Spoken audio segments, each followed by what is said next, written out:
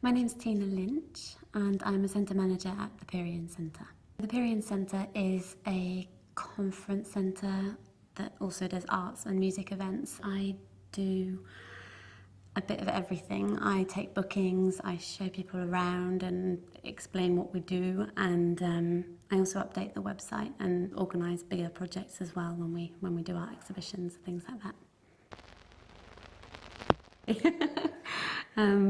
School was a mixed bag, really. I had a lot of good friends, and I found some of the classes and some of the teachers just excruciating. And I think that's always the struggle of just getting through the parts that aren't good. I suppose I was very relieved when I was able to give up maths and science and things like that I didn't enjoy at all, but loved the more creative things, loved doing dance shows and just drawing pictures and all that kind of thing. During French A-level, I got pretty good at that and felt like it was something that I'd like to carry on with. I was kind of getting itchy feet thinking about leaving England. And as part of the French degree, you go away for the third year. So the first 2 years really were just having a good time, if I'm really honest.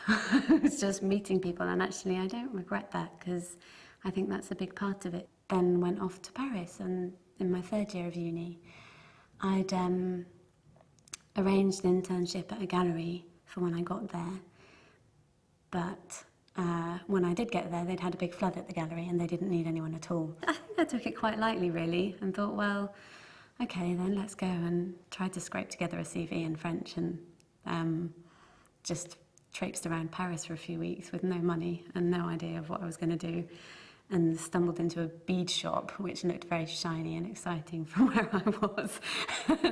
And they gave me a job. I think I realised when I got back to university how lucky I'd been actually to be doing something a bit more down to earth, and that actually my spoken French, my understanding of French was just miles ahead of a lot of people who'd had much more interesting jobs. I think it was really exciting.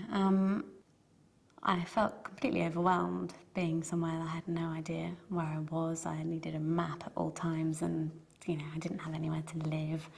But in those situations, I think you can be at your best sometimes, and I was jittery and I was really tired and I was nervous about not finding anything. I was broke. But it was really exciting. There was new stuff everywhere, and that kind of unknown was quite cool.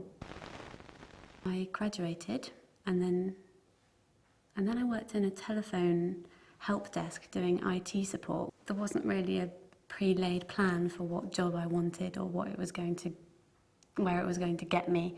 I always just sort of took the next step as it came, and I think for me it's always a lot about where I want to live, rather than what it is I'm going to do forever. June, who runs the Perian Centre, who I had worked for briefly years and years back, called me and said, I hear you're sort of humming and ahhing a bit and we've got a job going. So I thought, okay, why not start a new phase? So I came back to Bristol.